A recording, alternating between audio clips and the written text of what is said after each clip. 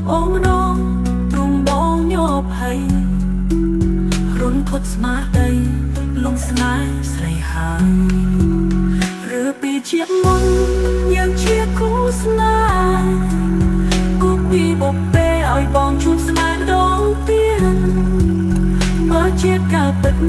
ស្នេហ៍យើងឆ្លងជាតិសូមជួបអូនទៀតគ្រប់ជាតិណាថ្លៃតើជាការពិតដោយការគិតទេបងទុកអិនហើយខ្លាចអូនបានគេណាថ្លៃដឹងចិត្តមកទេថាបងស្នេហ៍ស្រី